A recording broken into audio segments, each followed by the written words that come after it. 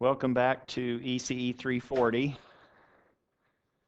Today is now when we're getting into Chapter 1, and we're talking about signals and systems. We'll probably spend today talking about signals, maybe in ways that you haven't really thought were necessary, but we'll make sure that it's clear, or hopefully it will start to become clear as we move through the material. Homework number 1 is posted, I believe. You should have access to that, and that has material from Chapter B and Chapter 1. So you'll need to be moving through that material in order to complete homework assignment number 1, which is due in a week. That's due on the 24th, and I believe I said let's have that due by 5 o'clock, so you don't have to frantically try to get up Thursday morning and do all of that prior to class necessarily. Now you can frantically do it after class. I would prefer that you not do it during class. That's why I sometimes like to have it due before class begins, but I'll just have it due at 5 or sometime. I don't remember what it was, but that time should be on the website. Today what I want to do is go over signals, mainly their size, what type. Is it an energy signal? Is it a power signal? Is it neither of those two? And then sketching, or essentially being able to write the functional form of a waveform and be able to sketch that, or vice versa. Be able to sketch something and then write its functional form in terms of elementary type waveforms, unit steps in particular for today's class. Let's start by looking at two different waveforms. Let's say there's a y of t, and then, bless you, here is another waveform, and well, you will learn to just tolerate my sketches. You can do yours better than I. That's supposed to look identical in this first half of a period, and I will call this z of t, which is actually the sine of 3 pi t, and that one never stops. That's what those 3 dots are supposed to signify with respect to z of t. And what we want to know or start talking about is how can we size these different waveforms? What's the size of y of t? And what's the size of z of t? Are they the same size? They have the same shape.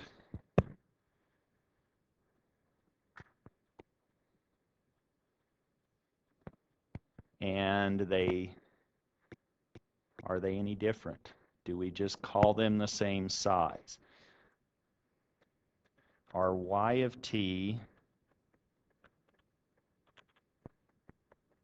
and z of t the same size? What would your gut tell you? Define size.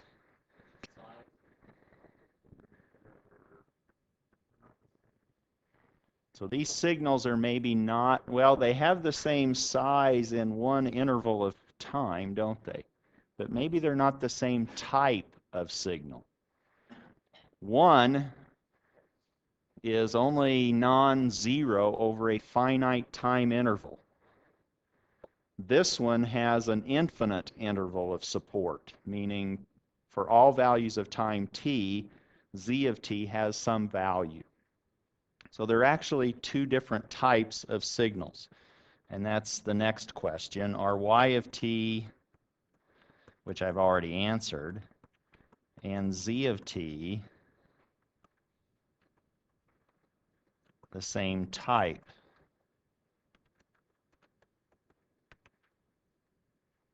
of signal? And now we're just with this very simple example, we can talk about size and type, which were two of the main themes that we talked about in the goals section of class, or that's how we started this class.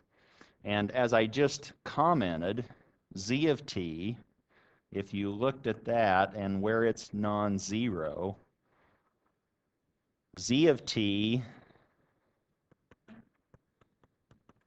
is of infinite duration, or its interval of support is infinite. Y of t, on the other hand, has a finite interval of support,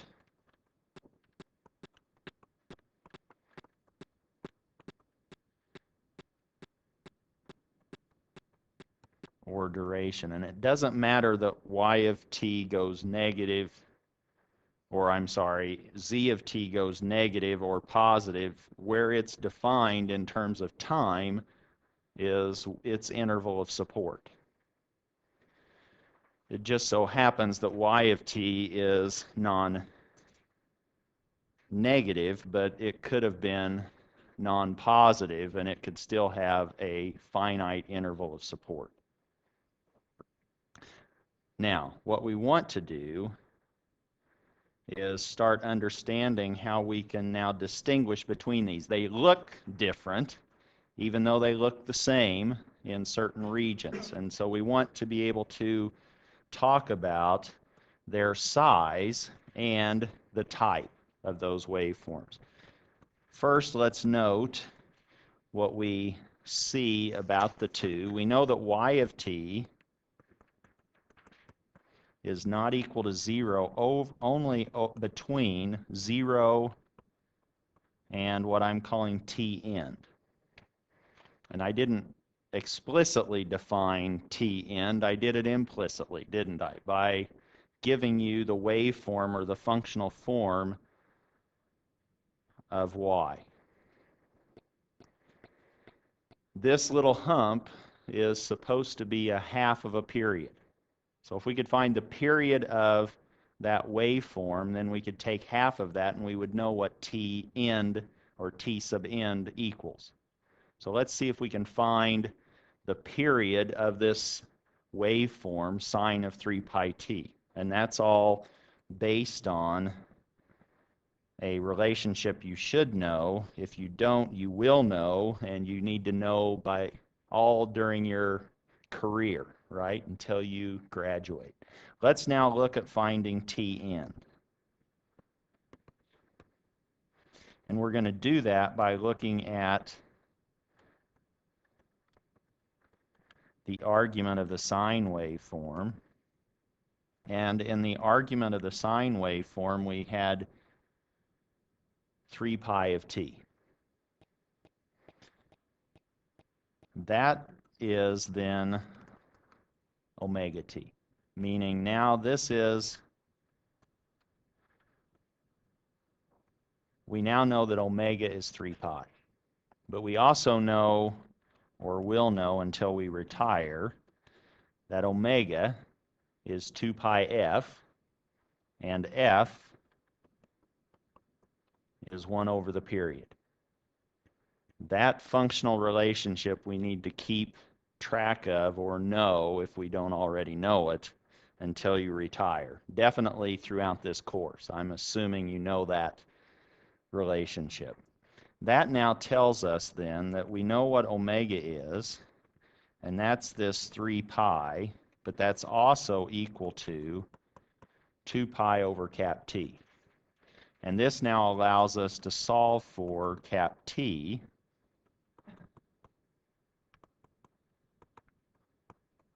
or the period of that sine is 2/3, and now we know what t sub end is.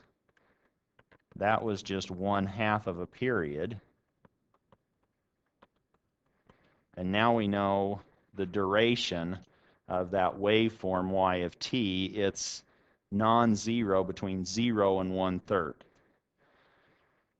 And we're going to give, and if we, well, I'm kind of getting ahead of things, but if we now find the energy in that waveform, that energy will be bounded. And because the energy is bounded in y of t, we will call that an energy signal. And we'll contrast that with what z of t is. Z of t, if we found its energy, how much energy would it have? Am I doing the right y's and z's? What's the energy in this guy?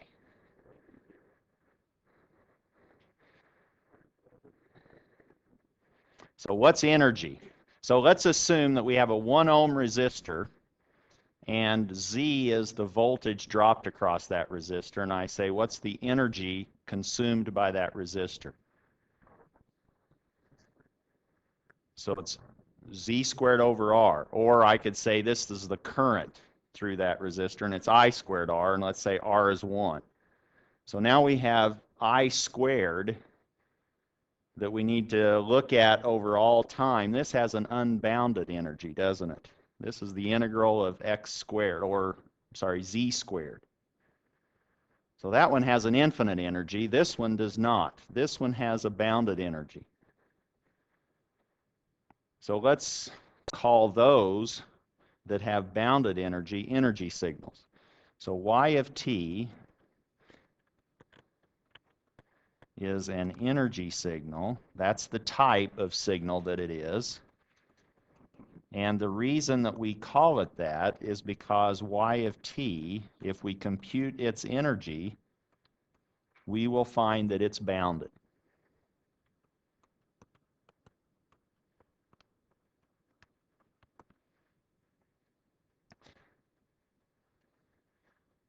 Now, z of t is a nice waveform.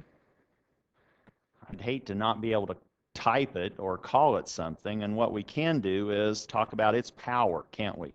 Power, we divide out the time, and it has an average power associated with it. So z of t is going to be a power signal, and we can call it that because its power is bounded. Its energy is infinite, but its power is bounded. That's the distinction between those two types of waveforms. Z of t is then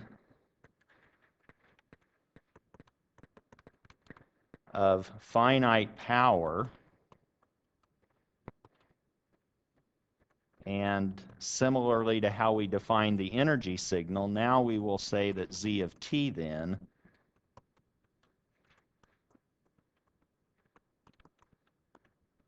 its type is a power signal.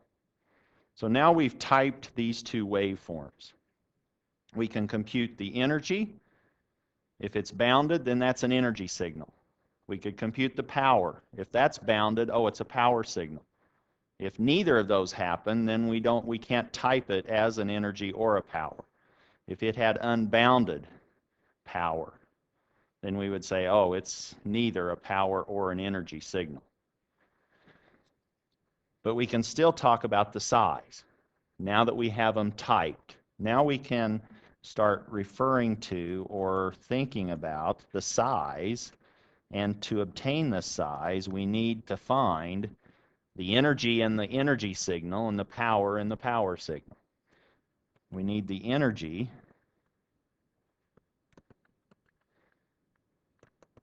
in y of t and the power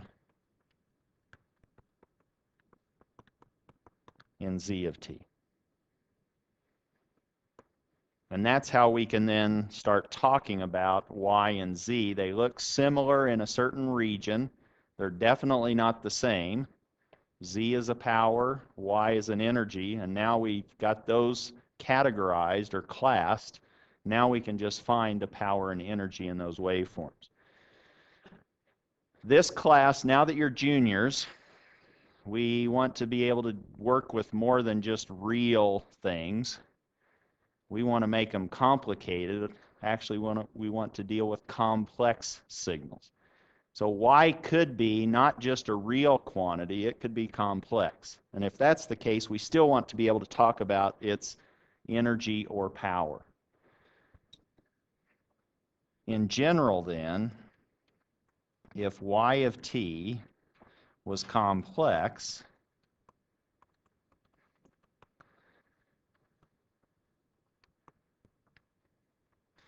we could compute, or we could find the area under the square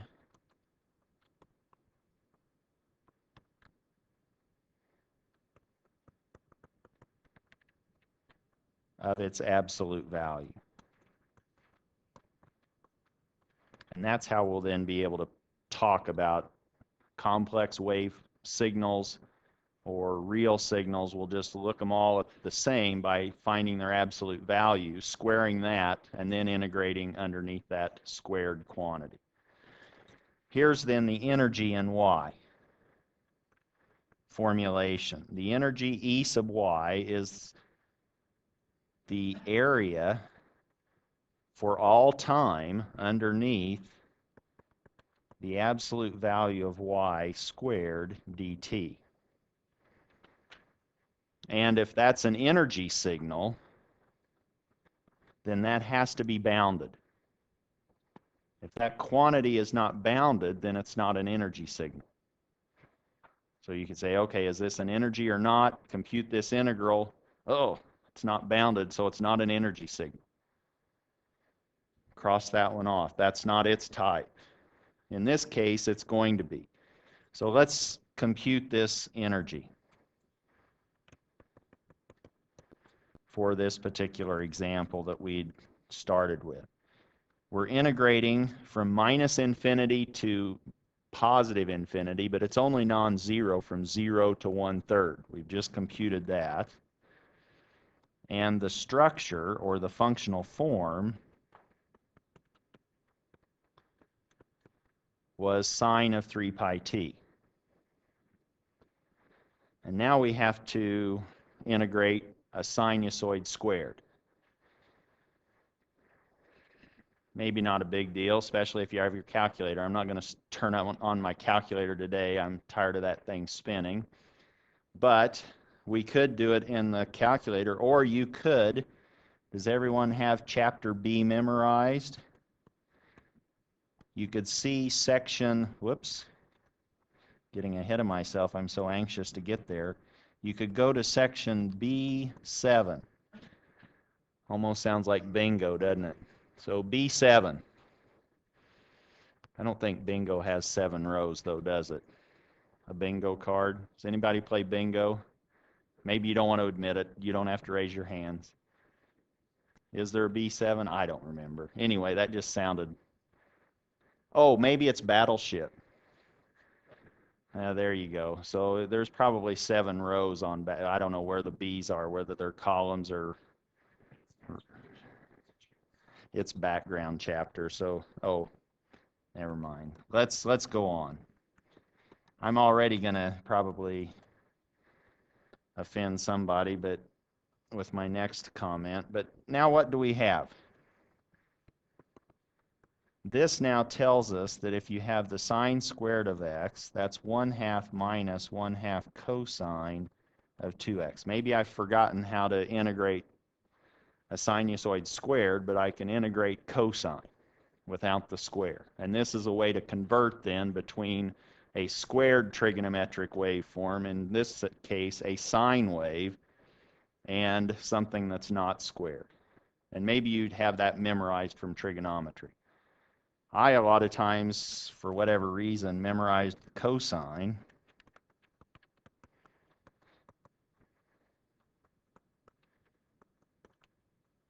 And now I can get the other two.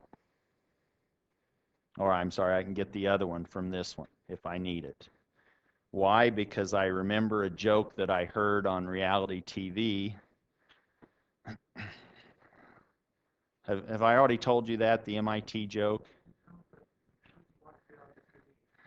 Well, I had younger sons at the time, and there was an MIT student on it. So don't be offended if you're MIT or Boston, or if you're, this might be offensive to men or women. So I don't mean it that way. It's just a way to maybe remember the following formula.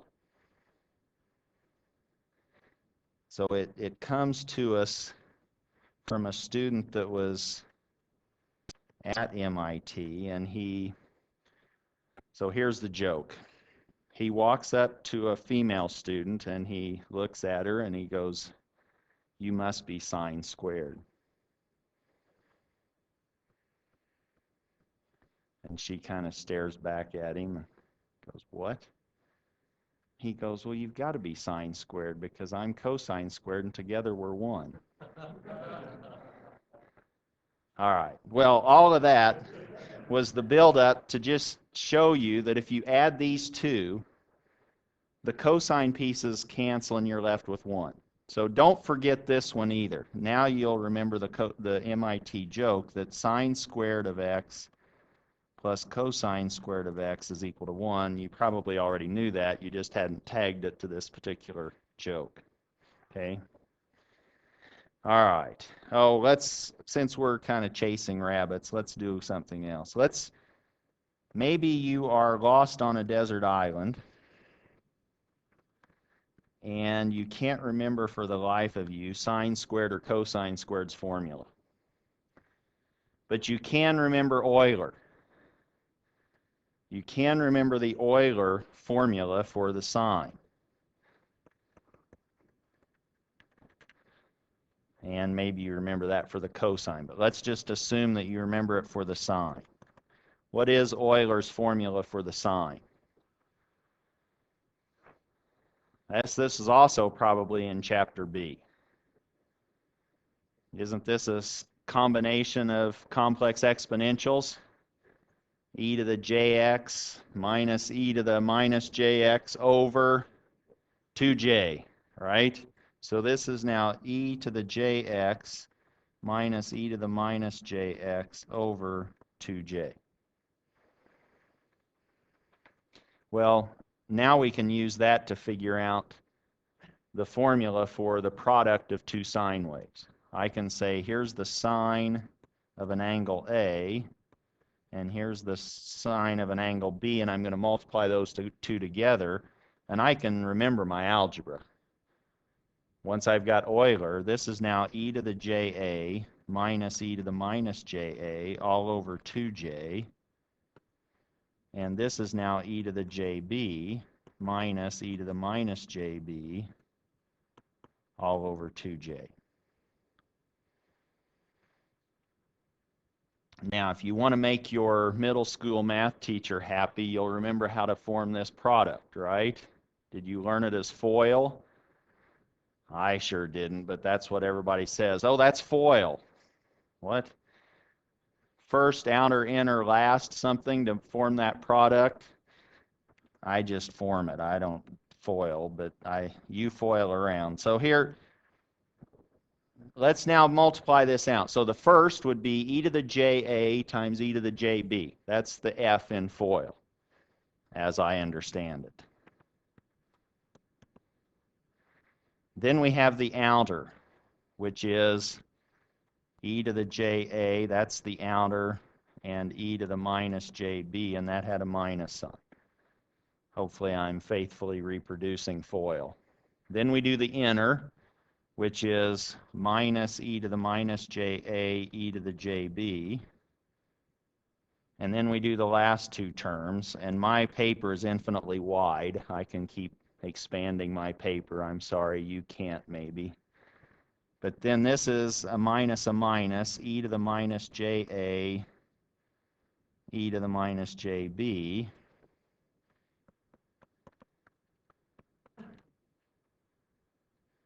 And that's now our product.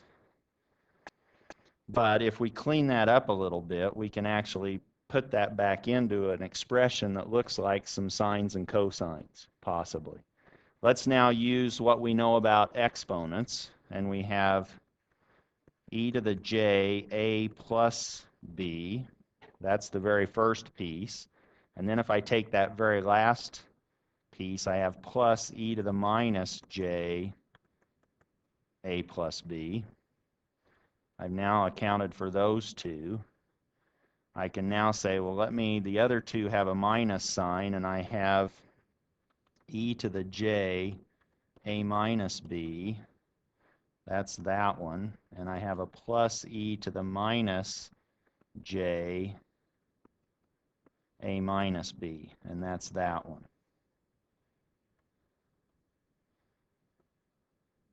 What do I have downstairs? A -4. So I'm going to write it in this way because I really want to keep track of that piece.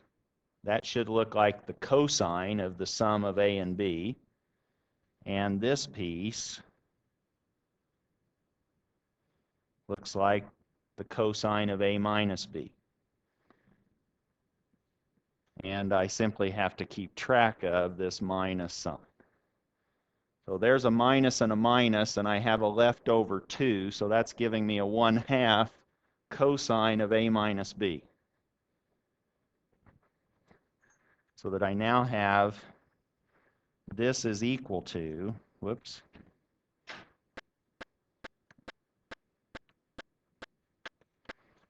one-half cosine of A minus B. And then I have a minus 1/2 cosine A plus B. And do you remember what we were even trying to show? That was the sine of A times the sine of B. We've now derived that trigonometric relationship by using Euler and some algebra. Now we know the sine of A times sine of B is related to sum and difference of the angle with the cosine, and it's half the amplitude. That now allows us, remember, we were on a deserted island? What if A and B are the same? That was the whole point, wasn't it? Because we were struggling with remembering we needed to integrate sine squared, and we didn't have our calculator. It was thrown overboard, or you ransomed that for some water, I guess. So now never mind. Let's move on.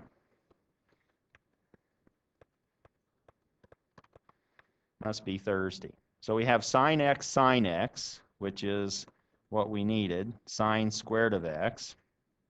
And if capital A and B are equal, sine of 0, 0. What's cosine of 0? That's what I want, isn't it? Cosine of 0 is 1, so I now have 1/2 minus 1/2 cosine of 2x. All right, now we can start integrating. That was an aside. Wow, we started with a joke. We ended up on an island just to find the energy in y. But it was fun, wasn't it? Yeah, let's not talk about 21st birthdays. Here we go. E sub y, the energy in y. This is now the integral from 0 to 1/3 of sine squared of 3 pi t dt. Or, now that we know what that is, we can say that that's the integral from 0 to 1/3 of 1/2 minus 1/2 cosine of 6 pi t dt. Now we've changed things a little bit because now we have this guy is now our frequency. We've doubled our frequency, haven't we? We were just integrating over half of a period.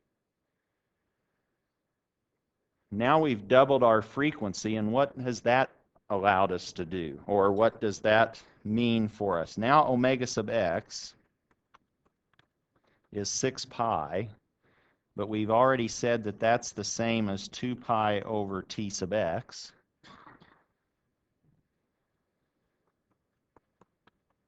Or t sub x is now 2 pi over 6 pi, or 1/3. Now we're integrating over one period for this cosine. And now if you integrate a cosine over one period, what's the result? We're not squaring anything now, are we? We're just integrating cosine over one period. We have equal positive and equal negative area, that's 0. This piece now, this ugly piece, is gone. That integrates to 0.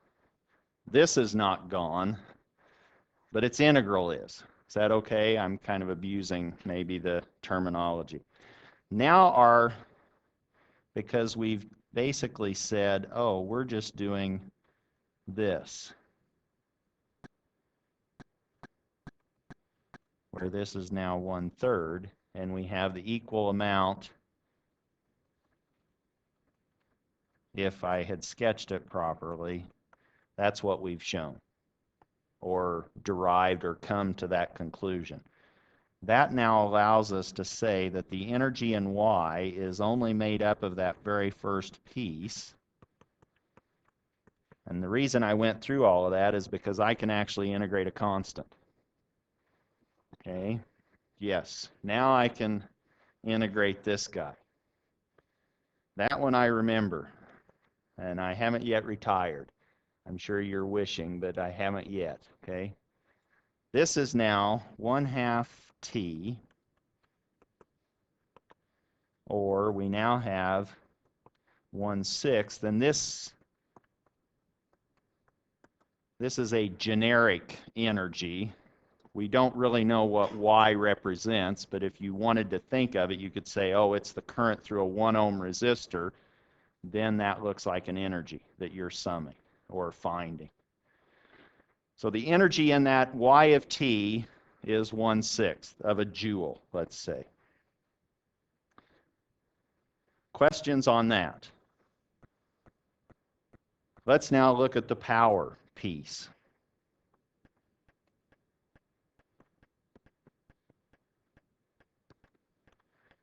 And power, maybe you remember that, is VI. And the units, if you're trying to follow along, you now have, whoops, let me break it up into two pieces to begin with. Voltage is the amount of energy per coulomb, or joules per coulomb. Current, coulomb per second, so that now we have joules per second. Or we can find this power by dividing the energy piece by time, can't we? The power is a time average quantity.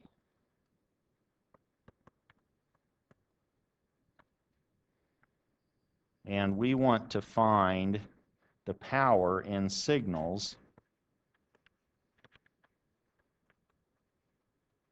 that have a bounded power, and if they do, then those are the signals that we will call power signals. And these signals do not have to be periodic waveforms. We could have just some mess going all the time. We could just find its average power over all time, and that would be its size. But it may not be periodic. If it's not periodic, then we need a way of defining the power in that non-periodic waveform. Again, we want to take the absolute value because it could be complex. The general formula then that we will be looking at is the limit as this time interval t hat expands to infinity, and we're dividing by that time interval. So there's our 1 over t hat, and then we look at the energy in that waveform, which is minus t hat over 2 to t hat over 2, absolute value of z quantity squared.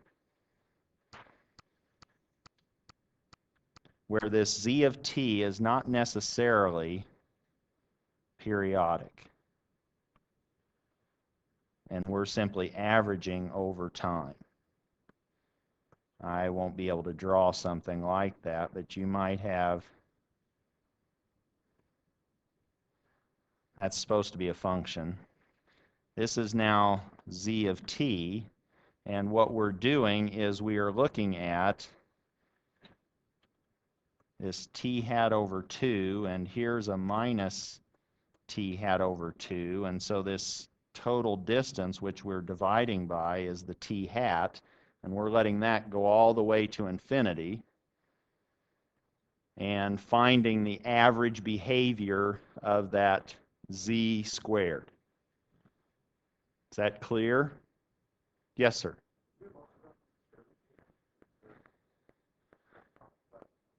Well, the question was, can we go from 0 to t hat? Whoops, I didn't even label my axis, and that's a pretty awful looking function, isn't it? What do you think? Can we go from 0 to t hat? If it's not periodic, we really can't, can we? Because we need to look at what's happening for negative time and average that in. So we have to kind of go equally in both directions, negative and positive. If it's periodic, then we can simply isolate on one period and not have to go to infinity. And that simplifies things. So if our z of t actually ended up being periodic,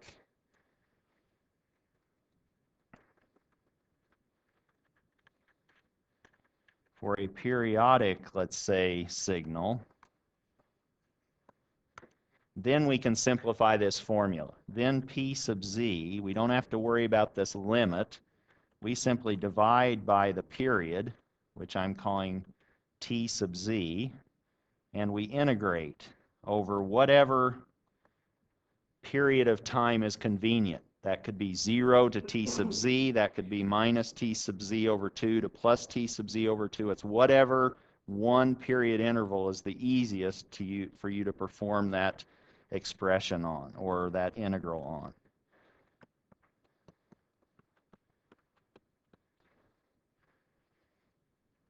And this is one period, t sub z.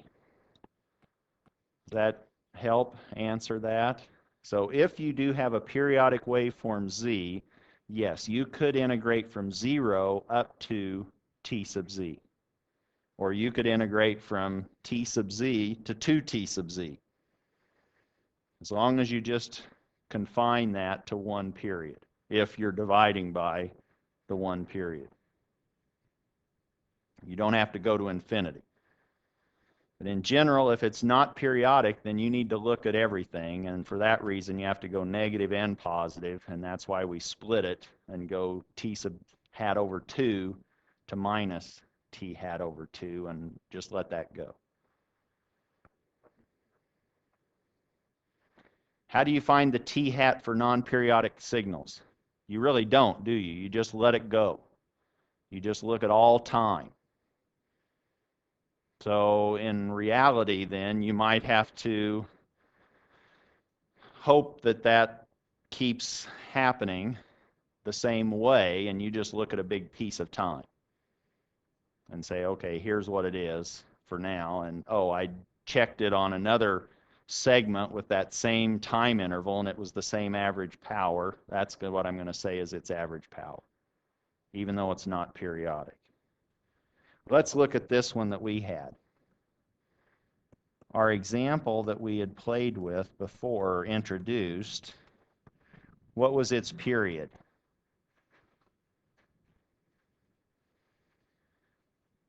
We found y of t's period, and z of t had the same period, didn't it? Y of t was only non-zero for half of that, so the period of z was actually 2/3. We'll divide by that, and now let's integrate between minus 1/3 and 1/3, and now we have sine squared 3 pi t.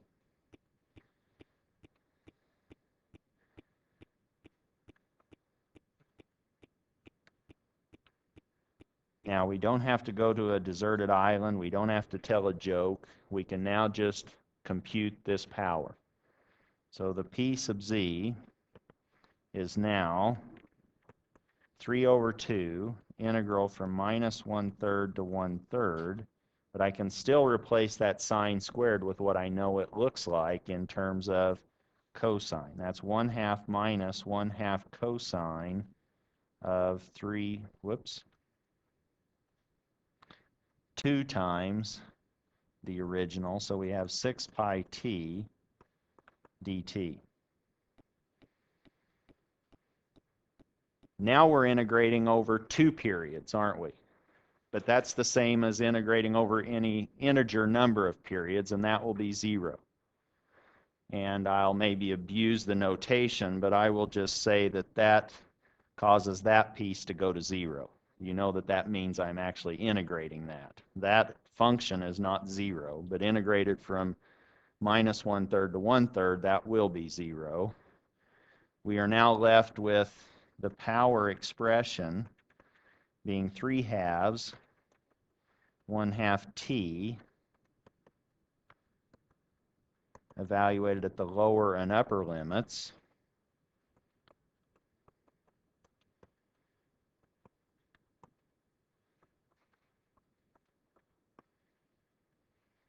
Or we now have 3/2 times 2/3. That ends up canceling each other out, and we're left with 1/2. Again, in this generic power way, we'll just assign it the units of watts. And we will want to start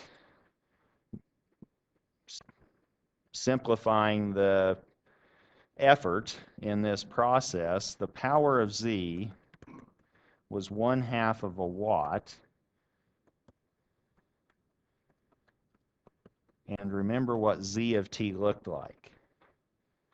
That was sine of 3 pi t, but it actually had an amplitude of 1, didn't it? We hadn't explicitly put it there, but the amplitude was 1. So this formula, where this Z of t was, maybe that looks weird, so I'll try to make it look more like a 1, is there. And let's now show that if we have a generic sinusoid, its power is going to be its amplitude squared divided by 2. What we want to show that P of Z is a squared over 2. In this case, the a was 1, and so we just ended up with a power of 1/2. Let's now look at that, which is sort of an aside, which is the power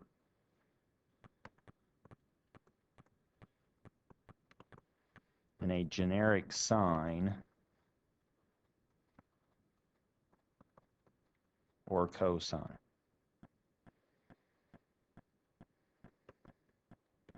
Let's just let g of t equal a sine of,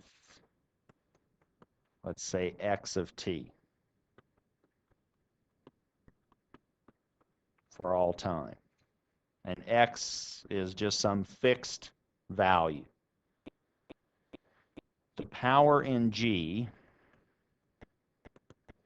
is now 1 over t integral from minus t over 2 to t over 2 of g of t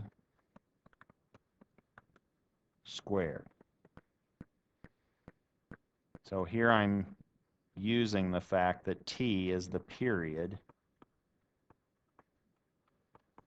of g of t, whatever x was. It really is not going to matter what that x is why I left it as x. That's going to basically not be important. We now can write this power as a squared over t, and now we have this integral from minus t over 2 to t over 2 of sine squared of xt dt. And we know how to treat those sine squareds. This is now an a squared over t integral from minus t over 2 to t over 2 of 1/2 minus 1/2 cosine of 2xt dt.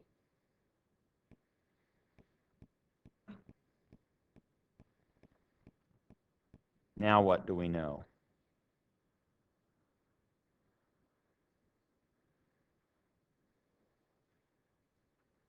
T was determined by x, wasn't it? And now we are going to be integrating over 2 periods, whatever x ended up being, or whatever it was. T is its period. That's going to go away. And now we have this a squared over cap t of 1/2 t from minus t over 2 to t over 2, or we now have a squared over t 1/2 t over 2 minus 1/2 minus t over 2. The t's actually cancel, don't they? So that's why the x is not that important. And what do we have inside?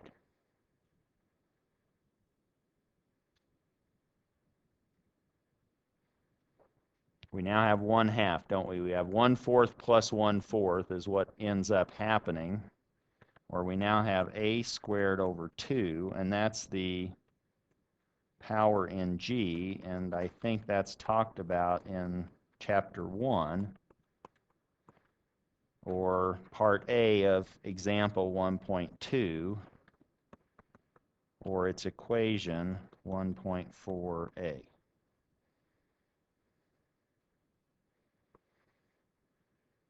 Questions on that? So now if somebody gives you a sinusoid and they say, what's the power? All you have to do is really look at the amplitude. Take that amplitude, square it, and divide by 2, and that's the average power in that sinusoidal function, whether it's a sine or a cosine. You don't even need to know what its frequency is. And that will be important as we move through the semester, knowing that relationship or that formula. Let's look at another waveform. Here's x of t.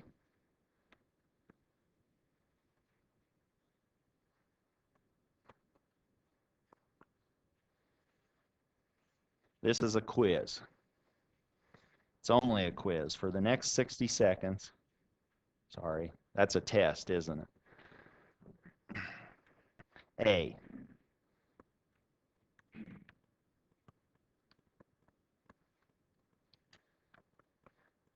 Is x of t an energy or a power signal?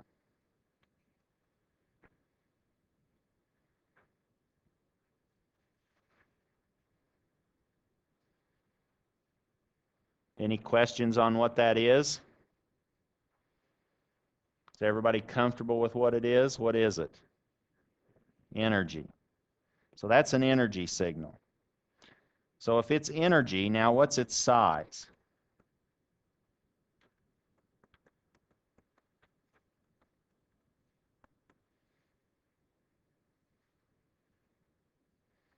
What is the size? That's going to be the energy of that waveform. What's the energy of x of t?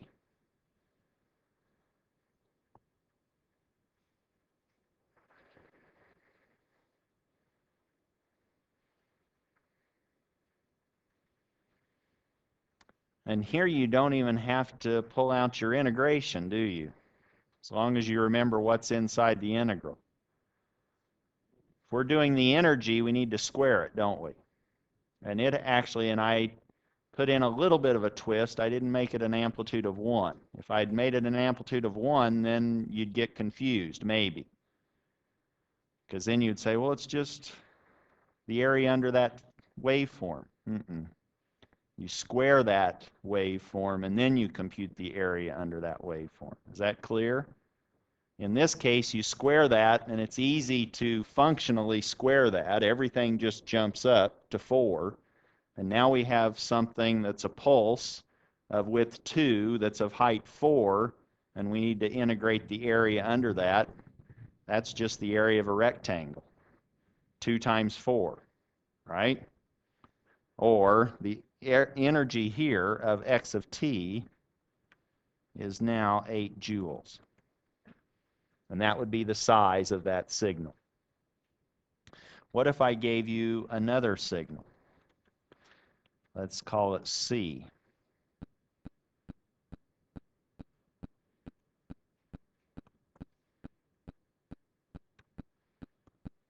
Or I'm sorry, it's part C of this quiz. So there's y of t. And now maybe C has 2 parts. Is this an energy or power?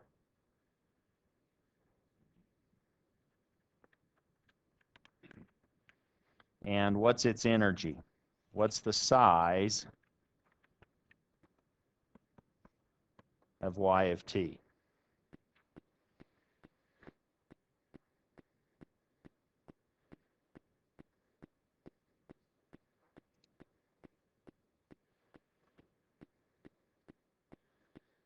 What's the size of y?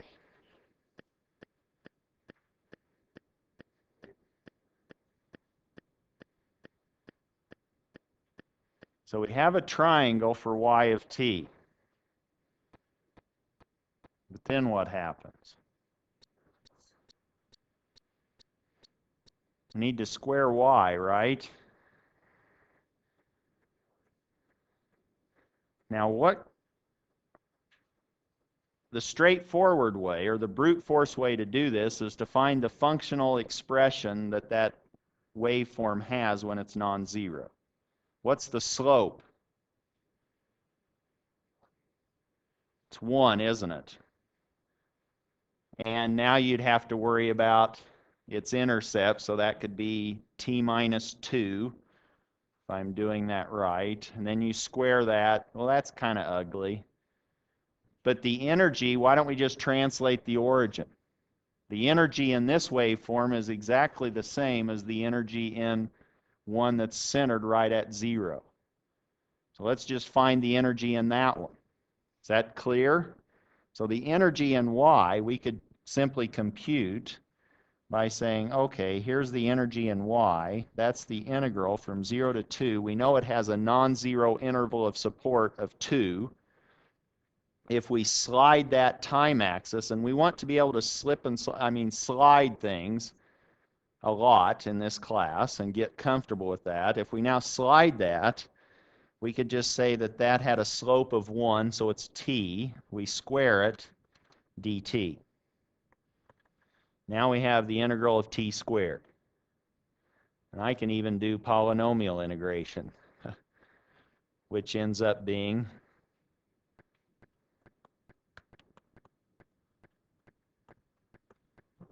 1/3 t cubed from 0 to 2.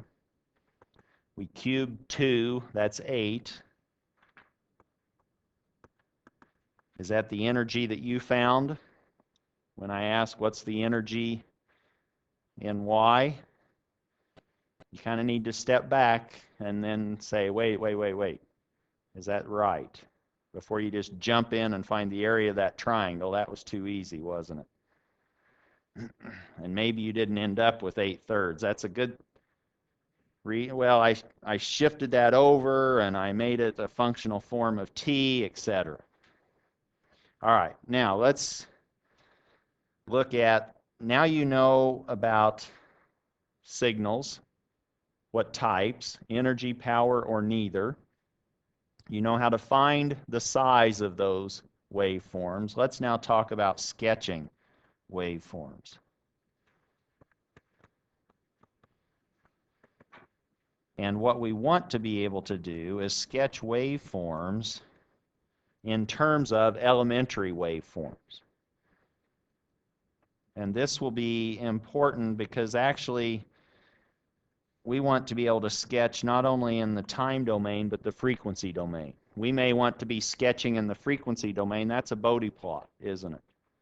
And the same kinds of things. So if we're designing filters, we might want to produce something in the frequency space and shift it around in frequency. Here, let's just work on the time domain version to begin with. Suppose that you now have a waveform, x of t, and let's say that it starts out at 1, and it stays 1 until until I reach 2. And then it goes up a unit to 2. It stays at 2 until I go to 3. And then it drops down. And it goes past 4. And at 5, it's finished. And now we want to build this up out of elementary waveforms, and let's just start with creating this out of unit steps. For that unit step, well, we want to be able to add and subtract unit steps. We want to be able to scale the amplitude of those unit steps, and we may want to slide where that unit step starts and stops.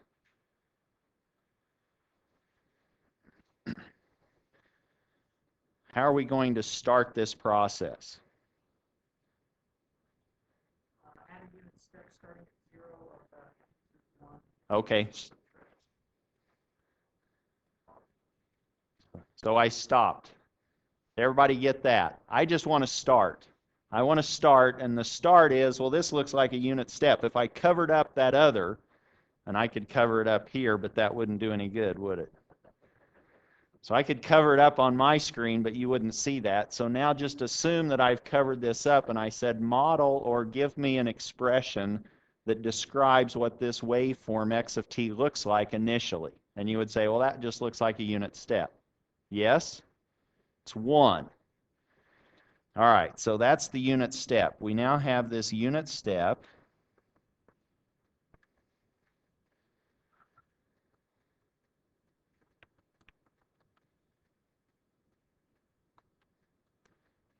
And that keeps going. And u of t, functionally, that's one of 2 values. For non-negative time, it's 1. Right when that argument equals 0, it kicks on. And when the argument is negative, it's 0. That's the definition of the unit step, and we're going to play with that definition a lot. Now, we want to change, we're building up x of t out of pieces, and those pieces involve unit steps. So I now have 1 going forever, and that's not x of t, is it? So I now have to change something. And where do I introduce a change? At 2, right? Try not to push you too hard. It's still the first of the year, right? First of the semester. All right, now we have to introduce another unit step. We want to add in another step, and it's actually of amplitude 1, isn't it? So that's a unit step at t equal 2, which means that now we need to simply add to that original u of t what we're trying to put in is this. And how do we write that in terms of unit steps? That's u of t minus 2. Now we have 2 pieces to put together. We now have u of t, then we have something happening at 2, and this now is u of t plus u of t minus 2. And that's not quite x of t, is it? But we're getting closer, right? Now what do we do?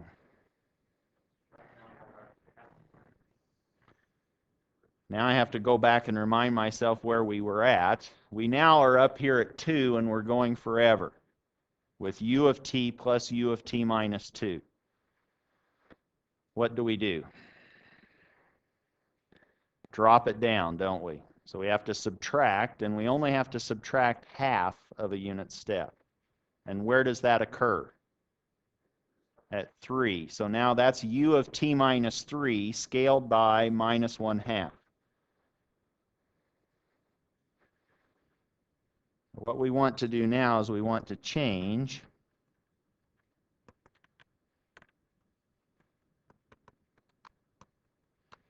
the amplitude by minus 1/2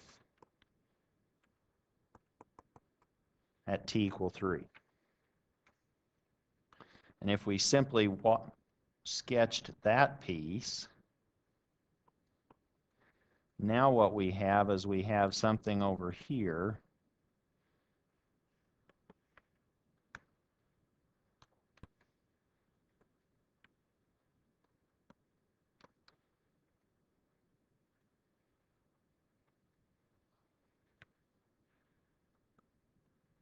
that's minus 1/2 u of t minus 3. And if we put all of those pieces together,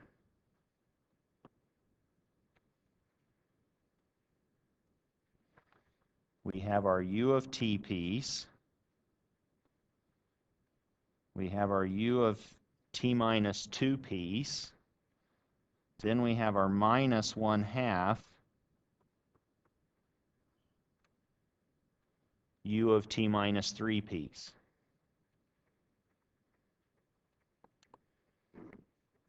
Functionally then, this is u of t plus u of t minus 2 minus 1/2 u of t minus 3. Now what? Is that complete? Are we finished? We need to stop it, don't we? We need to turn it completely off. But we could do that by just adding in the appropriate unit step of the proper magnitude. And that will cut it off. And where do we need to cut it off? At 5. And how much do we need to cut it off? 3/2.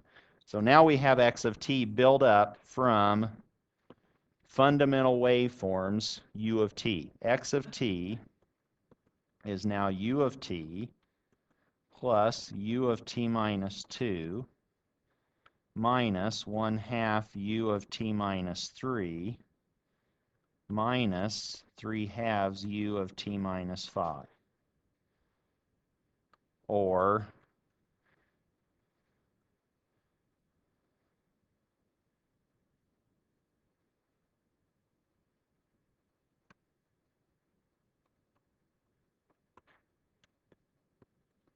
we have what we started with. But now it's written in terms of unit steps. So what? Well, if you now know how to find the unit step of a system, now if somebody injected this crazy waveform into your system, you know how the system will behave. Because this is just a linear combination of delayed unit steps. And the response to this waveform will just be a linear combination of weighted and delayed unit steps. Now if you had a system and you applied this, you can now find the response if you know the unit step response. Question?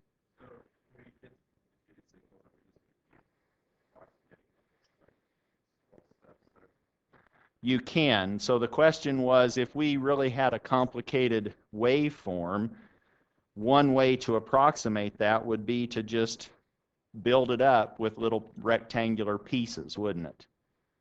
You could approximate that, and then however fine your delta t was is the resolution that you have in your waveform. And that's one way of sort of thinking about a system's response to a very complicated waveform. You just say, well, I know what the step response is. Now I just have to add and subtract delayed step responses to get the response due to this waveform.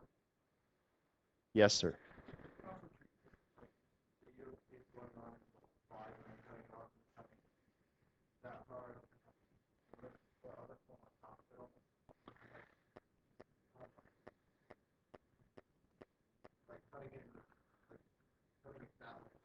All right, so I think what the question was, if you heard that, is can we build this up out of pulses or little bricks and stack these bricks on top of each other? Meaning, what if somebody said, I don't like the unit step, I want to use a pulse. So now you say, okay, give me a unit pulse. What do you mean by a unit pulse? So you say, okay, well that's this. Let's call that unit pulse and I'll label that as P of t. And now we can actually build this one up out of unit steps, can't we? You can go ahead, build it out of pulses. I don't care, because I know that on the side of the page,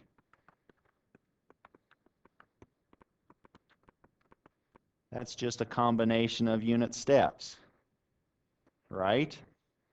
So now this guy, if somebody says, and I think this is what was being asked before, now can we build x of t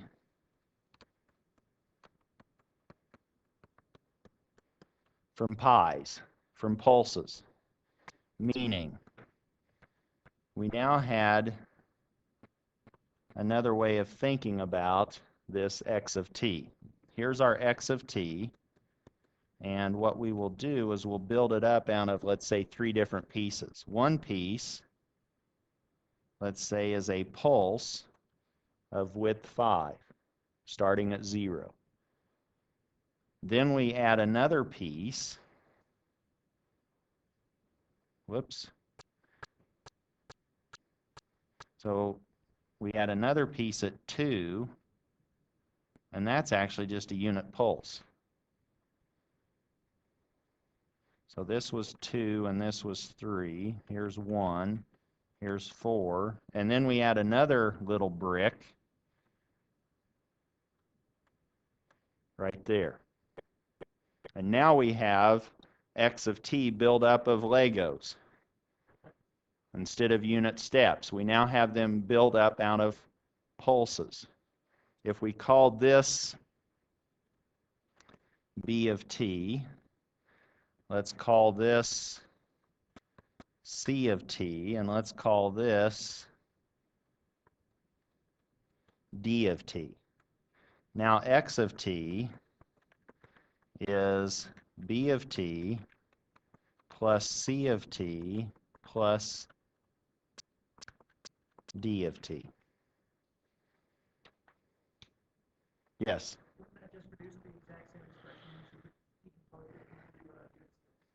The question was, won't this just come back to what we started with in the first part? And the answer better be yes, correct?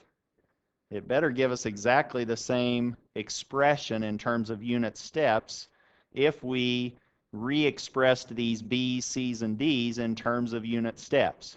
But let's go a little bit further. Let's see if we can build up some of these pieces out of the pi waveform.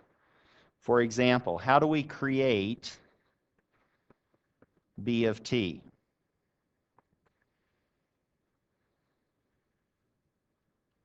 And this will give us some experience with writing functions in terms of other waveforms.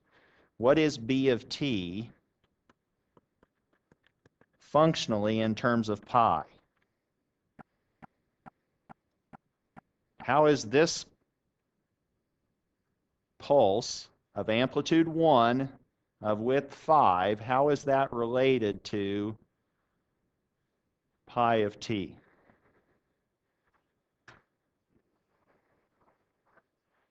So now we need to expand, don't we? We need to widen that function from 1 out to 5. So how do we widen a time domain function? What do we do to the argument? We divide it by 5, don't we? That expands our time axis. That's, I think this is what was just said. That's now pi of t over 5. Or, if that's not very clear, you could just say, oh, that's 1/5 times t, and what we've done is with this, we now have scaled the time axis.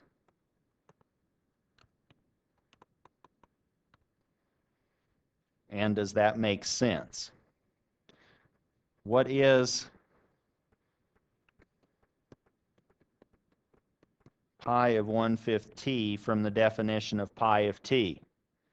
Everywhere we see a t, we replace it with t over 5. that means that we should have a u of t with t replaced with t over 5 minus u of what?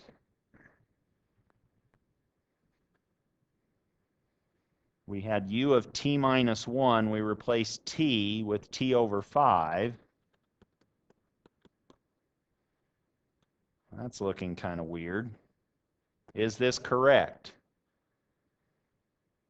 So let's see. What does u of t over 5 look like? When does this guy turn on? When its argument is 0, right? When does this argument become equal to 0? At 0. So this guy, u of t over 5, looks just like u of t, doesn't it? So let's not worry about that. That is going to turn us on. Now we need to see what do we want this to do? We would like it to shut off at 5. Well, by definition, what is this doing? We know if we want some partial credit, we could just do that, right? We know it has one of two values. It's 1 and 0. We know that, right? It's a unit step. But what do we know? We know that its argument, when its argument is 0, is when it kicks on. So we could go over here and we could say, well, I just know that 1/5 t minus 1 greater than or equal to 0. But on scratch paper, or just probably not on scratch paper, if it's on the exam, you need to show me where it came from. But now we have 1/5 t minus 1 greater than or equal to 0. But that says 1/5 t is greater than or equal to 1, or t is greater than or equal to 5. That's what we wanted, wasn't it? So now we know that u of the quantity 1/5 t minus 1 is going to be 1 for t greater than or equal to 5, and nothing for t less than 5. So that will turn us off when we wanted to be turned off. And that pi of 1/5 t was okay to model that first brick, which we defined to be b of t. What else did we have? We had a c of t. How do we model that one? In terms of pies. Oh, good thing class is ending, because we're talking about food, right? Pies.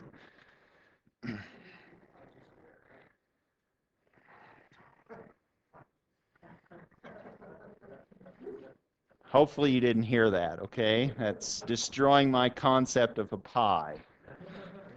He said the pie was square, but when I see a pie, I see something round. Okay, let's go. What's c of t in terms of pi of t?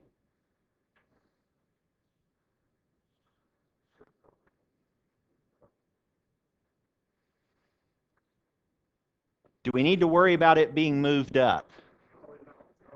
Because we're just adding, don't we? So we don't need to worry about it going up and down, up and down. We'll do that with the amplitude, but the amplitude is just a unit, isn't it?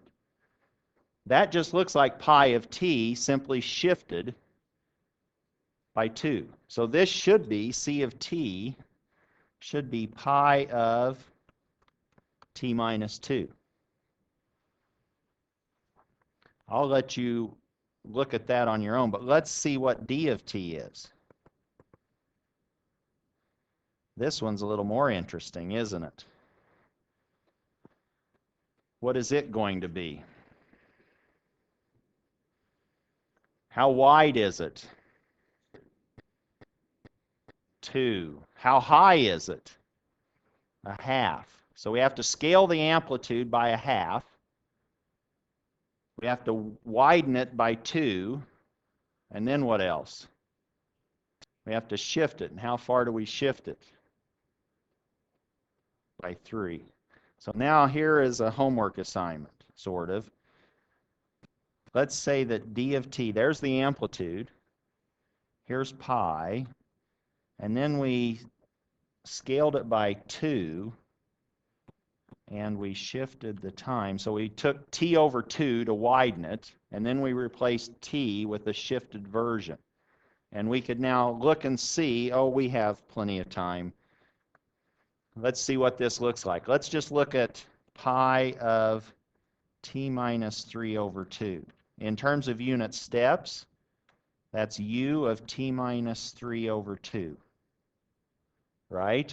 We just replace t with t minus 3 over 2 minus u of t replaced with